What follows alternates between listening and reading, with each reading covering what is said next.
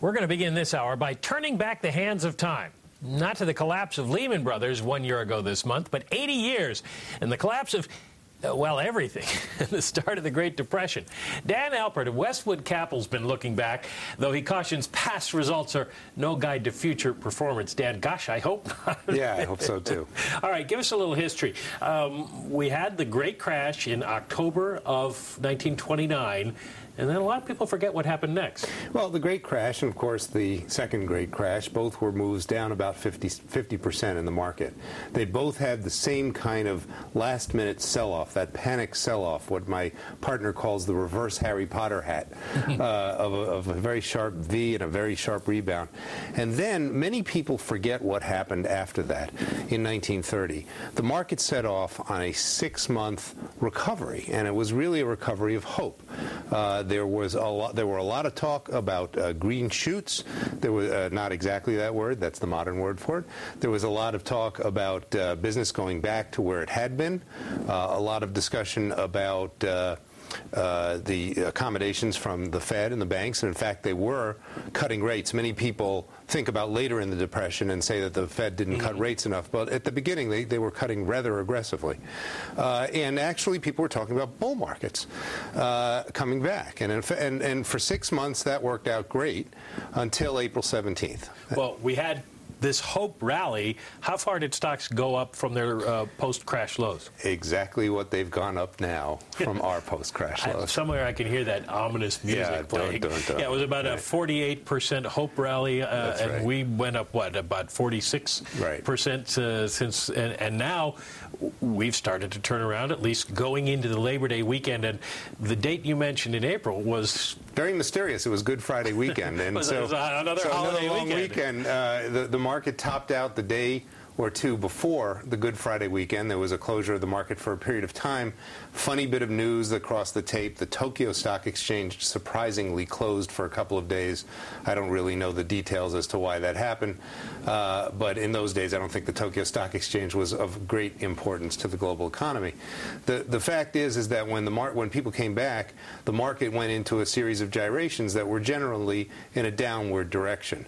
And of course, what happened after that, which I sorely hope does not happen this time, is the market found its new bottom in 1932 when it flattened out at about 48 points. That's 48 points, not 48%. We've gone up a lot since then, but the point is that on a percentage basis, that was a huge drop, and we didn't see a return to that hope rally high for 25 years? Yeah, 1954.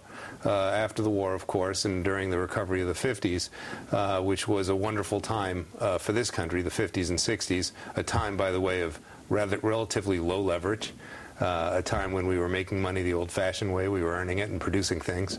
And during that period of time, the market, these stocks, in fact, some of the same stocks, the radio stocks, the airline stocks, and so forth, that had taken such a bath during the Depression came back and became what they are today.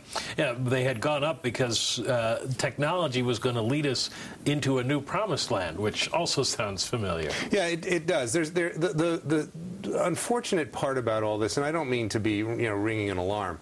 I just think that people need to think about what all this talk about green shoots means when you don't have the consumer. You really don't have a business environment where business can pull us out from a spending standpoint. You do have considerable foreign competition, and there are a lot of other forces that we're contending with. People say, well, modern times are essentially better.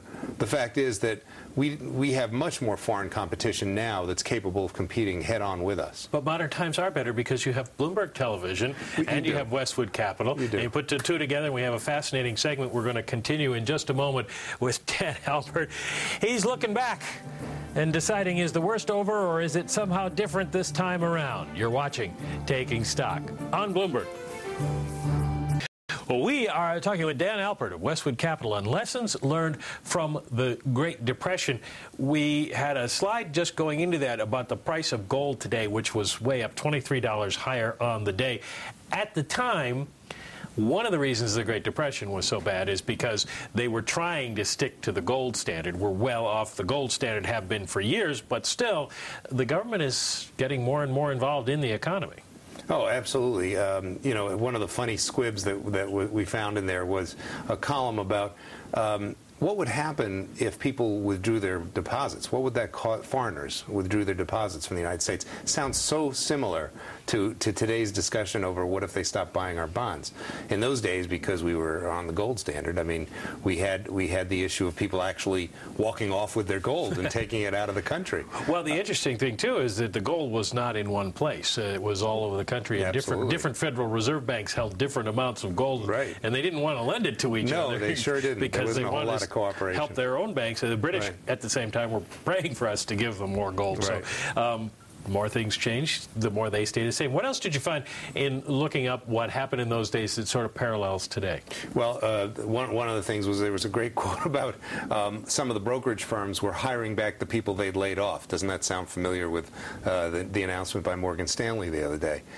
You saw examples of pretty much every conceivable form of optimism that you're seeing in the current environment. You were talking about obviously the consumer was not as big a portion of the economy at that time. Really, people were talking about industrials, and people were looking for every little bit of data that they could get their hands on and interpreting it in a very, very positive light. And this went on for roughly 6 months. The problem is there was no backfilling. There was no real economic activity to come behind it. Look, the causes of the first crash and the causes of the second crash are fundamentally the same. Business took a dive. Now, this one we brought on ourselves. We over-leveraged to the hilt and eventually got to the point where we couldn't continue the payments on our own debts. The other one had different causes, but at the end of the day, business took a very big nosedive, and people realized that they had massively overvalued financial assets. We see the same thing going on today. Unfortunately, the difference is that we're much more leveraged than we were then. Then, by the way, the leverage wasn't on real estate, it was on stocks. Yeah, now there is another difference, and they didn't measure it in those days, but one of the things that happened is people just absolutely lost confidence in the economy and didn't believe that things would turn around, and Lord Keynes ended up writing about animal spirits. Today we have consumer confidence measures, and the interesting thing and a difference from the 1930s is people seem to believe at the moment that things are getting better. Do you think that's an underpinning for success in the current environment, or are people whistling past the graveyard? Well, I think that consumer confidence is a two-way feedback mechanism, and I think I'm not the only one to say that. I mean, Bob Shiller wrote a whole book on it. But the fact is that people respond to the media, they respond to what they read in the newspaper, they respond to the fact that things are not as bad today as they were yesterday. Sometimes that's a good measure of where things are going. The difficulty here is you can feel as good as you want, but if you're out of a job or if you've maxed out your credit cards, where are you going to get the money to put it where your mouth is or put it where your heart is? You know, at some point, the consumer is expected to go back and do what he's supposed to do and spend money. He needs access to that money, and right now, we don't see a whole lot of that. And parallel to the 1930s, credit is very tight. Banks were not extending credit then. There wasn't a lot of demand, similar to today. But in the early part of 1930, until that April 17th peak, was fascinating. They were cutting rates like crazy, and it was very widely publicized.